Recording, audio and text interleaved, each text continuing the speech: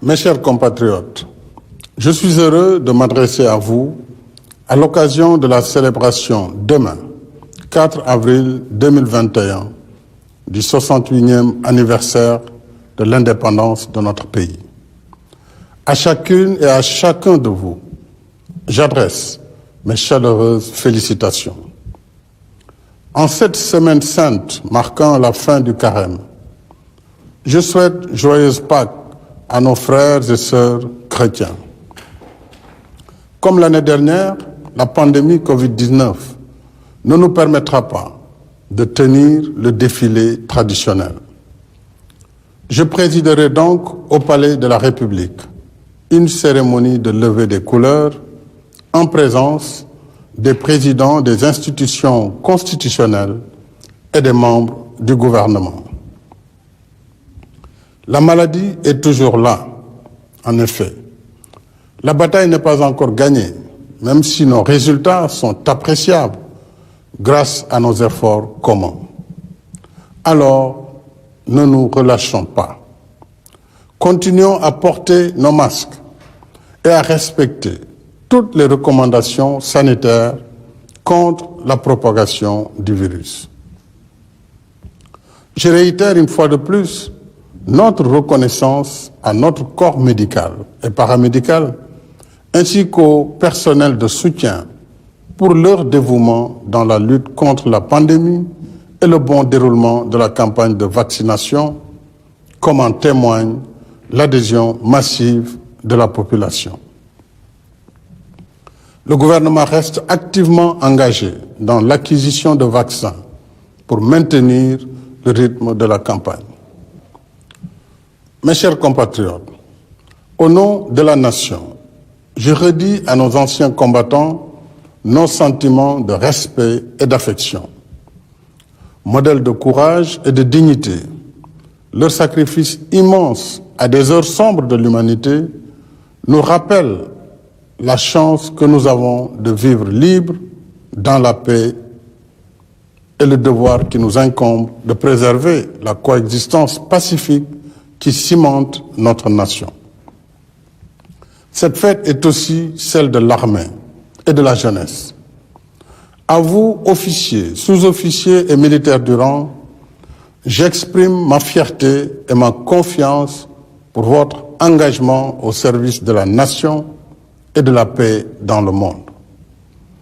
Je salue la mémoire de nos soldats tombés au champ d'honneur et forme des vœux de prompt rétablissement pour les blessés. À tous, je redis la gratitude de la nation et le soutien de l'État à leurs familles. Ainsi, les critères d'accès à la pension mixte seront assouplis pour en faire bénéficier le plus grand nombre. Le thème de la fête nationale de cette année porte sur forces de défense et de sécurité et protection des frontières. Il rappelle opportunément la première tâche régalienne de l'État, celle d'assurer la sécurité, la sûreté et la quiétude de tous ceux qui vivent à l'intérieur de ces frontières, nationaux comme étrangers. Si les frontières restent toujours pertinentes au sens terrestre, maritime et aérien, les menaces sont constamment changeantes. Elles sont devenues plus diffuses, plus complexes, plus difficiles à prévenir et à combattre. En somme, c'est le monde qui est devenu plus dangereux face aux périls de toutes sortes. Le terrorisme, la cybercriminalité, les crimes transfrontaliers, les défis environnementaux et sanitaires. C'est pourquoi nous devons en permanence ajuster nos outils de veille, de prévention et de prise en charge des menaces. En conséquence, comme je l'ai indiqué à la journée des forces armées en novembre dernier, en plus des efforts importants déjà consentis, nous poursuivons la modernisation des moyens de nos forces de défense et de sécurité dans toutes leurs composantes. Il en est de même de la réadaptation du dispositif d'implantation des formations par le déploiement de nouvelles unités terrestres dans le cadre du tableau des effectifs et des dotations Horizon 2025. Je tiens également à l'amélioration constante des conditions de vie et de travail des personnels, parce qu'une armée se forge d'abord dans l'épanouissement des hommes et des femmes qui la composent. Enfin, nos forces de défense et de sécurité continueront de veiller sur nos frontières en restant fidèles à nos traditions de bon voisinage. Pour nous, la frontière est un trait d'union et un espace de convivialité entre les peuples.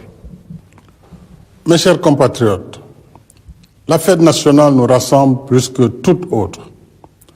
Par-delà nos diversités, elle incarne et exalte le vivre ensemble hérité de nos anciens et que nous devons transmettre à nos enfants et aux générations futures.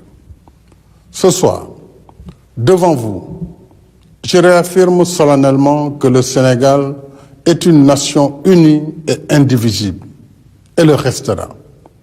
Un pays de pluralisme intégrateur, un pays de paix et de convivialité entre toutes ses composantes, un pays de teranga qui accueille et protège tous ses hôtes sans exclusive. Ensemble, préservons cet art de vivre bien sénégalais. Assurément, c'est ce Sénégal qui fait notre bonheur, notre honneur et notre fierté. C'est ce Sénégal qui est connu et apprécié à travers le monde. Dans ce Sénégal que nous aimons, il ne saurait y avoir de place pour le particularisme, quel qu'il soit. Les ressorts de la nation sénégalaise sont solides. Ils inspirent confiance et continuent de jouer leur rôle régulateur. Gardons à l'esprit ce qui pourrait les affaiblir. Évitons tout propos et tout comportement qui pourrait les fragiliser. Je vous invite à un examen de conscience et vous appelle à renforcer le contrat social qui nous lie les uns aux autres et nourrit notre commun vouloir de vie commune. J'appelle à une revitalisation urgente des valeurs de citoyenneté, de civisme et de coexistence pacifique.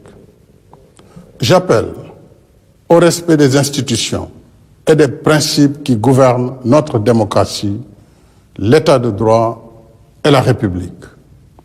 Ces valeurs nous engagent et nous protègent solidairement. Elles constituent notre soupape de sécurité individuelle et collective, le socle sur lequel repose la nation sénégalaise.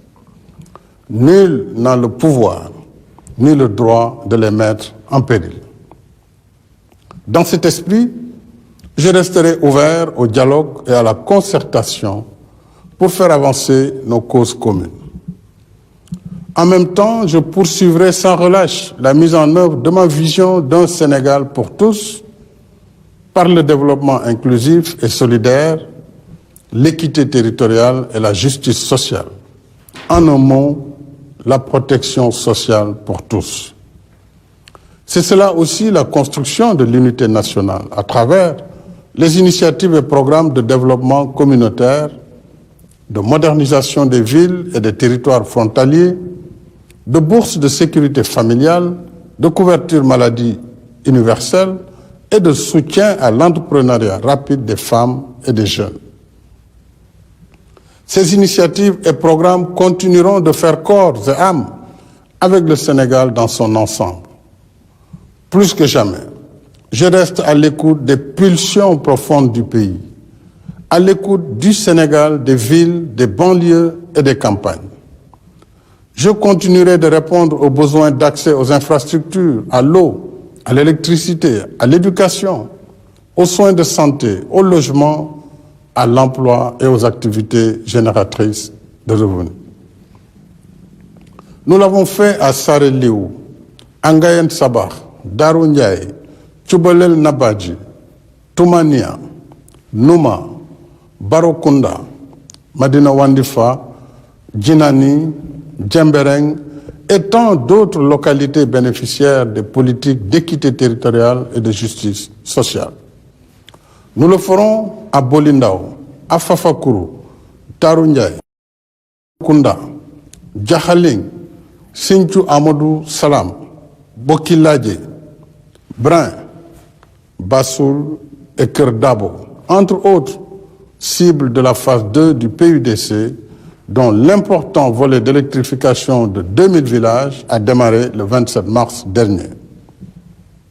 Nous irons plus loin encore dans le développement de l'économie rurale, avec la phase 2 du PUDC qui mobilisera 63 entreprises et générera 11 200 emplois directs et plus de 30 000 emplois indirects. Mes chers compatriotes, je suis également heureux de vous annoncer que la 3e usine d'eau de Keur Momar sera mise en service en mai prochain.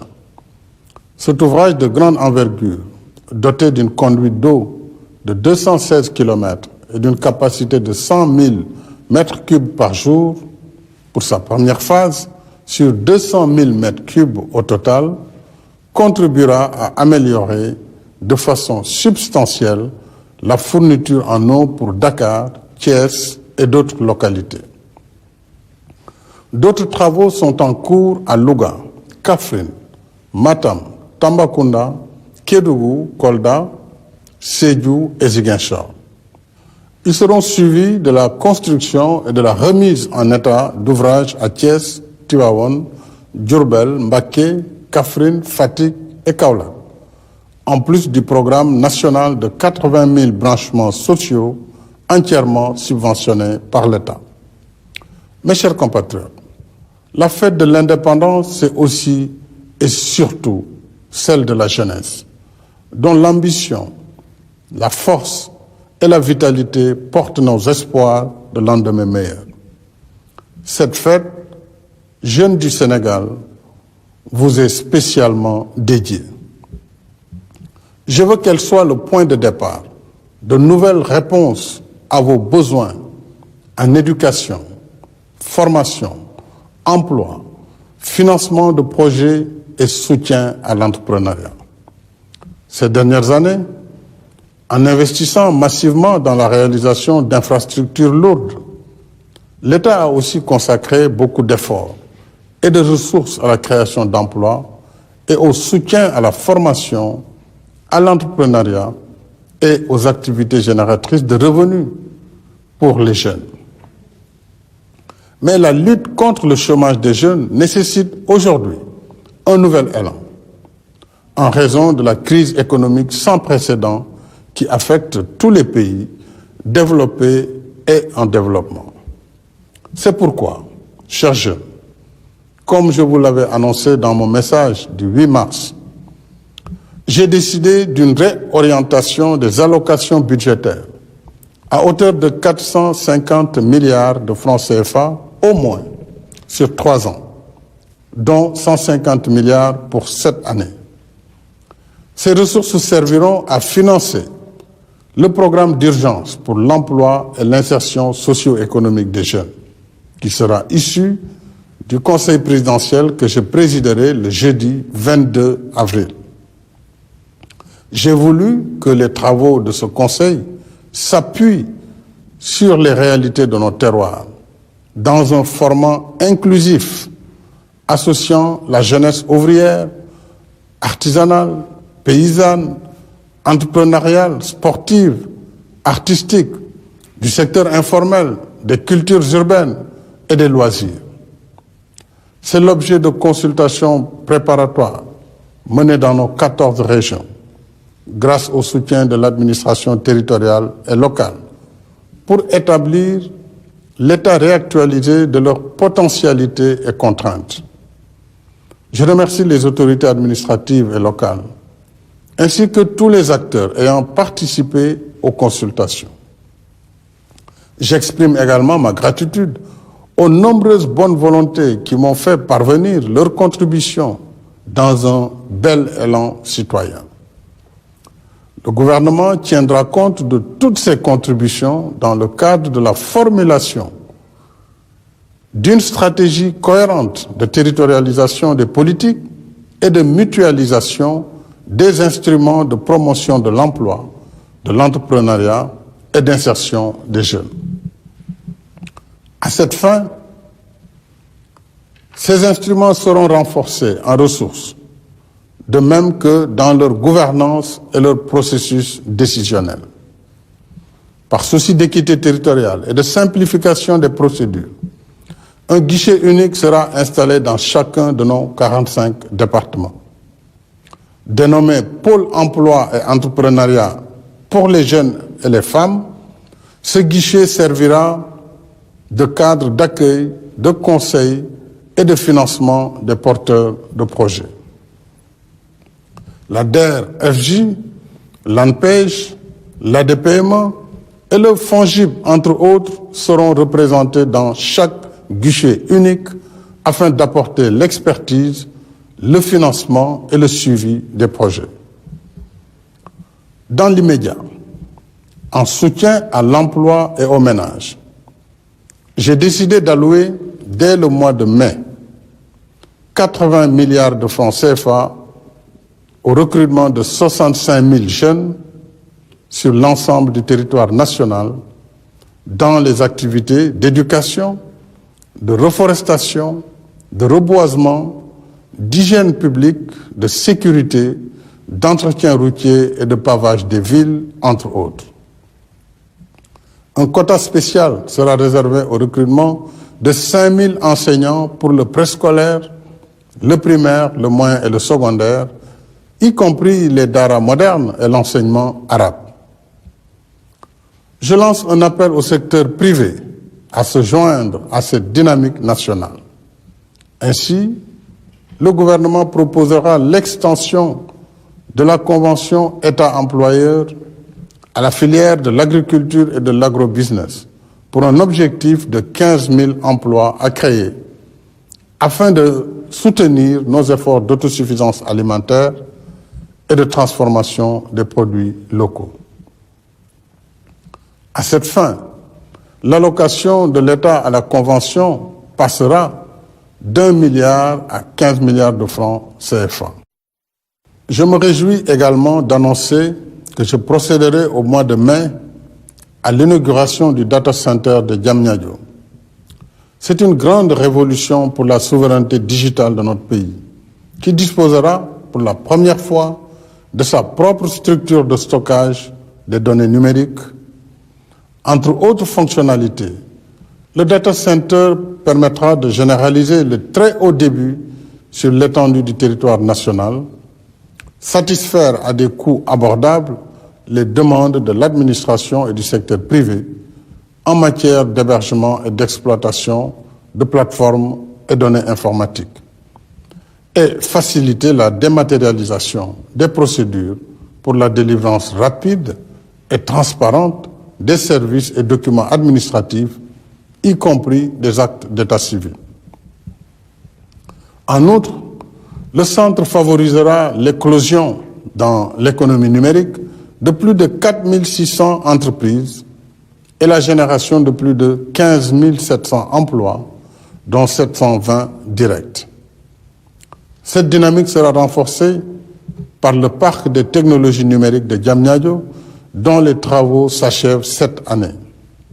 En outre, la zone économique spéciale intégrée de Diass accueillera en octobre une plateforme logistique et de transport, comprenant un centre de services logistiques et de transport de marchandises, une académie de formation au métier du transport et un port sec pour desservir l'aéroport Blaise Diagne, les zones industrielles environnantes et les ports maritimes de Bargny et Sendou. Mes chers compatriotes, le 4 avril fait l'éloge de notre liberté retrouvée. Il nous rappelle aussi notre responsabilité de peuple libre, celle de conforter notre indépendance en réalisant notre souveraineté économique par nos propres forces et nos intelligences conjuguées.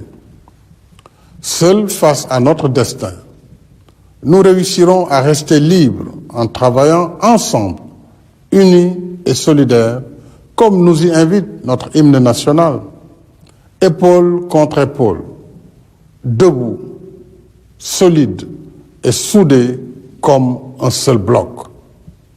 Vive le Sénégal, vive la République, bonsoir et bonne fête de l'indépendance.